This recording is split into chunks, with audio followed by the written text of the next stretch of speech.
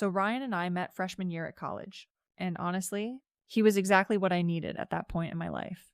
Both of us had these completely dysfunctional families. Mine was all chaos and drama. His was just cold and weird. So we kind of gravitated toward each other. He was this quiet, stable guy who actually listened when I talked, which was refreshing after growing up with all the screaming and nonsense at home. Plus, he was smart, like really smart, and I could tell he was going places. We started hanging out in the library, then grabbing coffee, and before I knew it, we were spending every day together. The thing about Ryan was that he was so different from the guys I usually dated. He wasn't trying to impress anyone or playing games. He was just genuinely nice to me. And after dealing with my family's bullshit for 18 years, nice felt pretty effing amazing. We'd stay up talking about everything. Our messed up childhoods, our plans for the future, all that deep stuff that usually made guys run for the hills. But Ryan seemed to actually care about what I had to say. We dated all through college, and those were honestly some of the best years of my life. Ryan was always there for me when I needed him, helping me study, dealing with my family drama when they'd call drunk at 2 a.m, just being this rock I could count on. By senior year, it felt natural when he proposed at graduation. His family made these cruel jokes at the graduation party about how he'd finally found someone desperate enough to marry him, which pissed me off. But Ryan just laughed it off, like he always did with their crap. Our honeymoon was actually pretty amazing. We went to this resort in Mexico, and one night we ended up hanging out with my college friend Sarah, who was there with her boyfriend. We were all drinking by the pool, and things got a little wild. Sarah and I ended up making out, and then Ryan joined in, and we all ended up back in our room together. It was actually Ryan's idea, which surprised me because he was usually pretty conservative about that stuff.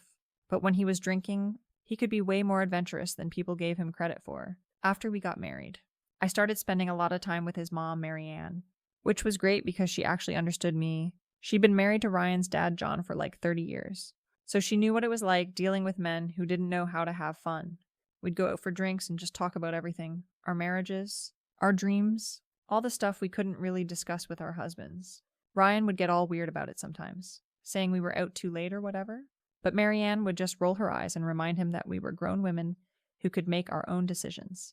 The problem was that Ryan was getting more and more boring as the years went on. Like, I understood that we couldn't party like college kids forever. But he took it to this extreme where we never did anything spontaneous anymore.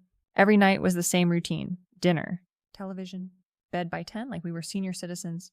I'd suggest going out dancing or trying something new, and he'd just give me this look like I was being ridiculous. Meanwhile, whenever we'd go to family gatherings, his cousin Ethan would be there telling these hilarious stories about his adventures, traveling around, meeting new people, actually living his life. Ethan was everything Ryan wasn't. Outgoing, spontaneous, covered in these cool tattoos that told stories about places he'd been.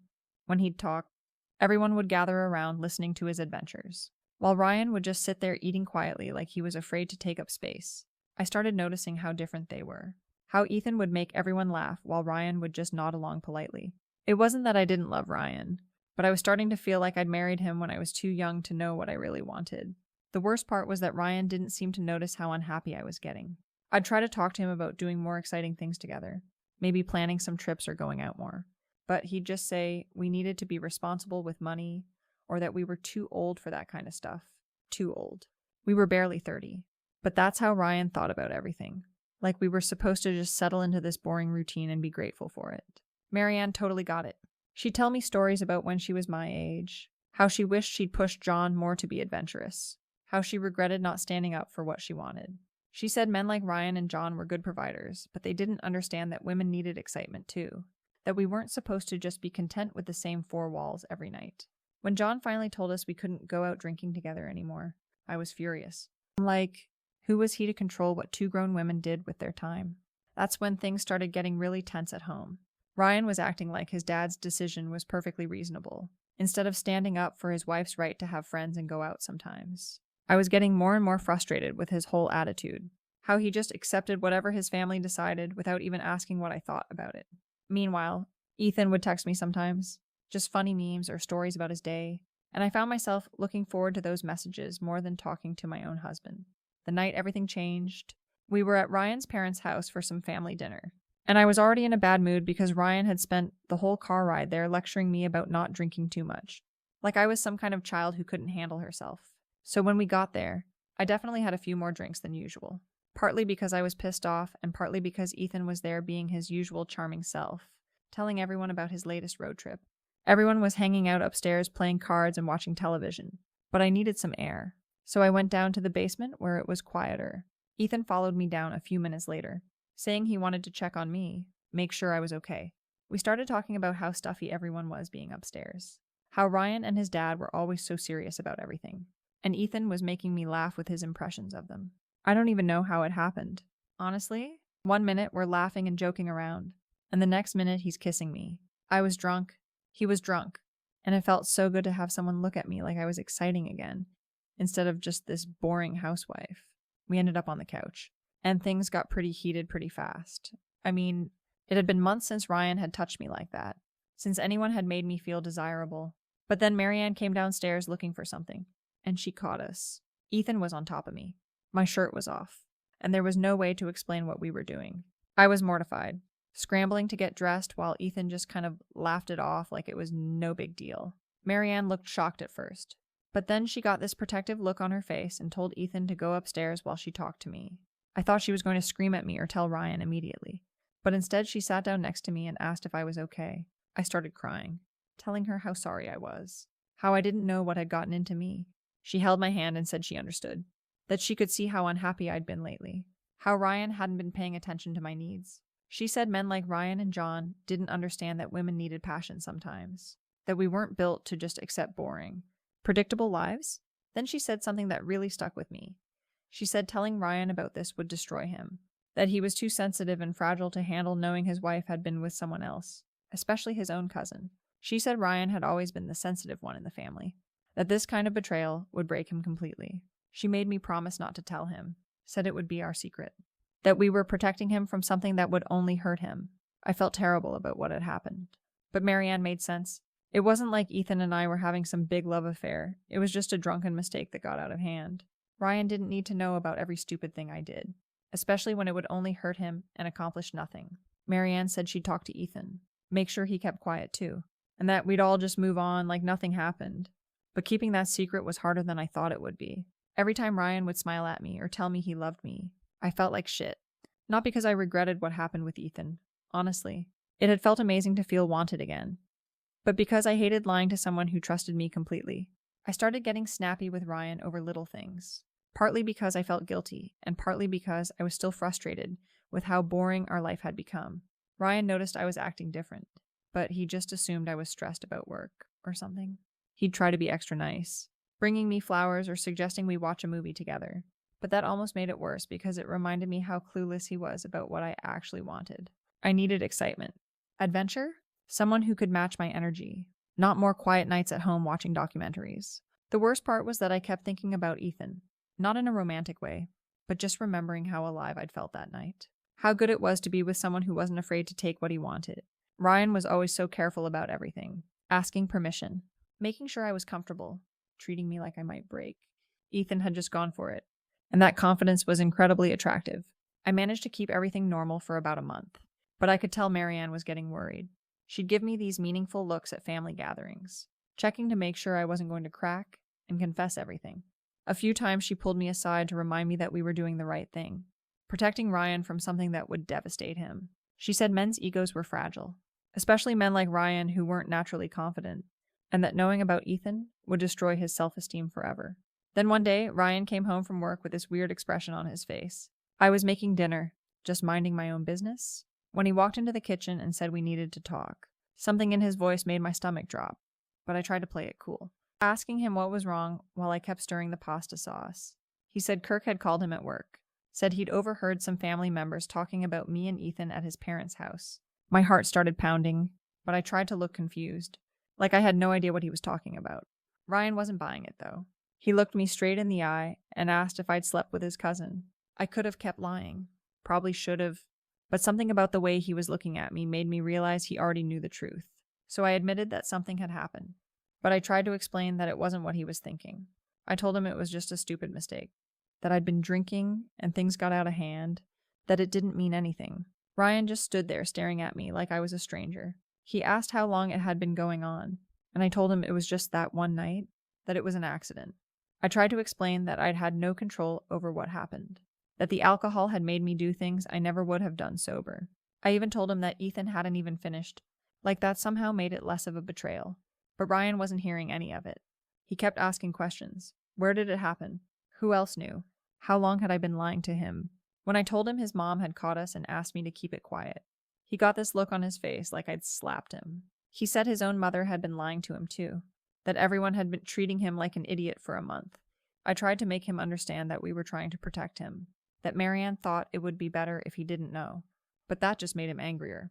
He said he was a grown man who deserved to know the truth about his own life, that we had no right to decide what he could and couldn't handle. He was being so dramatic about the whole thing, like I'd been having some big affair instead of one drunken mistake. Then he did something that really threw me off. He went to the drugstore and bought pregnancy tests. I hadn't even thought about that possibility, but when I took the tests, they came back positive.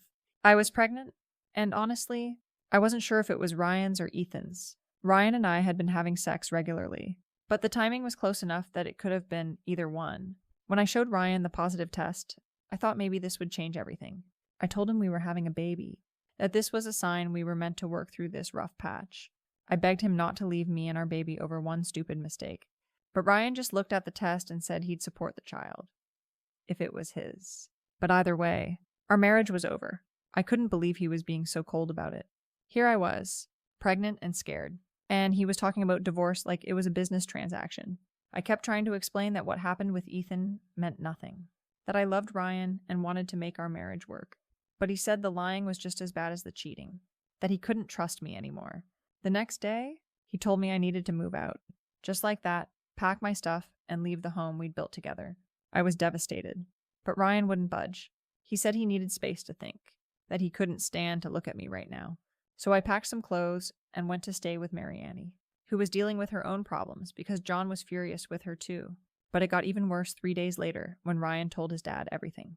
John completely lost his mind, screaming at both Marianne and me about disrespecting his family and his home.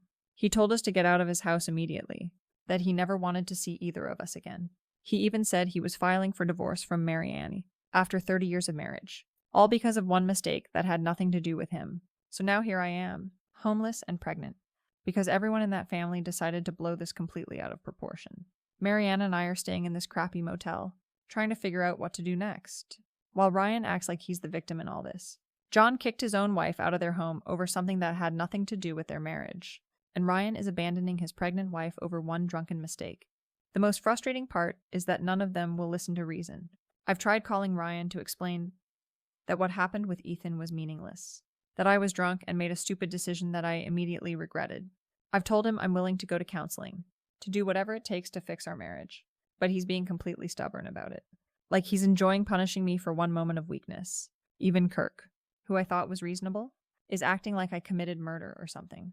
He won't even talk to me when I call, just hangs up immediately. The whole family has turned against me like I'm some kind of monster, when all I did was make one mistake while I was drinking. It's not like I was planning to cheat on Ryan, or having some big emotional affair. It was literally just a few minutes of poor judgment that spiraled out of control. And the worst part is that Ryan is acting like the month of keeping it secret was some huge betrayal, when Marianne and I were literally trying to protect him. We knew he was sensitive, that finding out about something so meaningless would hurt him unnecessarily. We were being considerate of his feelings, and now he's using that as another reason to hate me. I keep thinking about how different this could have been if Ryan had just been more understanding. Couples work through infidelity all the time, especially when it's just a one-time mistake like this was, but Ryan is too proud and stubborn to even try. He'd rather throw away 6 years of marriage and abandon his pregnant wife than admit that maybe he played a role in why I was so unhappy. Because that's the truth nobody wants to acknowledge. I didn't cheat because I'm a terrible person. I cheated because I was lonely and frustrated in my marriage. Because Ryan had stopped making any effort to be exciting or spontaneous. When's the last time he planned a surprise for me? Or suggested we do something adventurous together? When's the last time he looked at me like Ethan did that night? Like I was this amazing woman he couldn't resist. But instead of looking at his own behavior, Ryan wants to act like this came out of nowhere. Like I just randomly decided to hurt him for no reason. He won't even consider that maybe if he'd been paying more attention to my needs. If he'd been more like Ethan in terms of confidence and spontaneity, none of this would have happened. Now I'm facing the possibility of raising this baby alone, not knowing for sure who the father is, because Ryan is too stubborn to work on our marriage. Marianne keeps telling me that men like Ryan and John don't know how to forgive, that their pride matters more to them than their families. She's probably right, considering John threw away 3 decades of marriage because his wife tried to protect their son from unnecessary pain. The really sad part is that this baby might be Ryan's, and he's willing to miss out on being a real father because he can't get over one mistake, even if it turns out to be Ethan's baby. Ryan was ready to step up and be a dad before he found out about the cheating. Now he's saying he'll pay child support if it's his, but he won't be involved in my life at all. What kind of man abandons his family like that? I've been thinking a lot about what I could have done differently, and honestly, the only thing I regret is not being more careful. If Marianne hadn't walked in on us, none of this drama would be happening right now. Ryan would still be oblivious and happy. I wouldn't be homeless and pregnant, and both our marriages would still be intact. One moment of bad timing destroyed everything, but I refuse to hate myself for wanting more out of life than boring routine. I refuse to apologize for being human, for having needs that weren't being met, for responding to someone who made me feel alive again. Yes, I should have talked to Ryan about our problems instead of seeking excitement elsewhere, but he's not exactly the easiest person to have serious conversations with. He gets uncomfortable whenever I bring up anything emotional or complicated. The truth is, Ryan and I probably weren't meant to last anyway. We got together when we were kids, and we've grown into different people who want different things. I want adventure and passion and spontaneity. He wants quiet dinners and early bedtimes and predictable routines. Maybe this whole situation, as messy as it is just life's way of showing us that we're not compatible anymore. I just wish he could have realized that without destroying both our families in the process. Now Marianne is getting divorced after 30 years. I'm homeless and pregnant. And Ryan is all alone in that house acting like he's better off without me. Nobody won in this situation. Everyone lost something important because nobody could handle one mistake with maturity and forgiveness. The pregnancy is the hardest part to deal with because I really don't know who the father is. The timing works for both Ryan and Ethan. And honestly, that night with Ethan was pretty intense, even though it didn't last very long. Ryan says he'll do a paternity test once the baby is born, and he'll support it financially if it's his. But he won't even consider getting back together, regardless of the results. Part of me wonders if I should reach out to Ethan, let him know about the pregnancy, but Marianne thinks that's a bad idea. She says it would just create more drama. And Ethan doesn't seem like the type who'd want to be tied down with a baby anyway. He's too busy traveling around and living his free-spirited lifestyle to be bothered with diaper changes and midnight feedings. So I'm probably going to end up raising this child as a single mother, which wasn't exactly how I pictured my life turning out. I always thought Ryan and I would have kids together, that we'd be this happy family despite our differences. Now I'm looking at apartments I can barely afford and trying to figure out how I'm going to manage everything alone. The loneliness is the worst part. I went from being married and having a mother-in-law who understood me to being completely cut off from everyone I cared about. Ryan won't talk to me except through lawyers. John acts like I don't exist, and even the extended family has chosen sides. I feel like I've been erased from 6 years of my life. Like none of the good times or the love we shared matters anymore because of one night. But I'm not going to let this destroy me. I made a mistake. Yes. But I'm not the first woman to cheat on her husband, and I won't be the last. The difference is that most couples find a way to work through it, to rebuild trust and move forward together. Ryan chose to throw everything away instead, and that's on him, not me. I tried to save our marriage, tried to make him understand that what happened with Ethan was meaningless, but he was too proud to listen. Maybe someday he'll realize what he gave up, what he threw away over one moment of poor judgment. Maybe when he's sitting alone in that house every night, eating dinner by himself and going to bed early with no one to talk to. He'll understand that forgiveness and second chances are what real love looks like. But by then it'll be too late. Because I'll have moved on and built a new life for myself, and this baby, I just hope this child, whoever the father turns out to be, doesn't inherit the stubborn pride that seems to run in Ryan's family. I hope they learn that people make mistakes, that love means working through problems instead of running away from them, and that family is supposed to stick together even when things get complicated. Because this whole situation has taught me that some people will abandon you the moment you're not perfect. And those aren't the kind of people you want in your life anyway.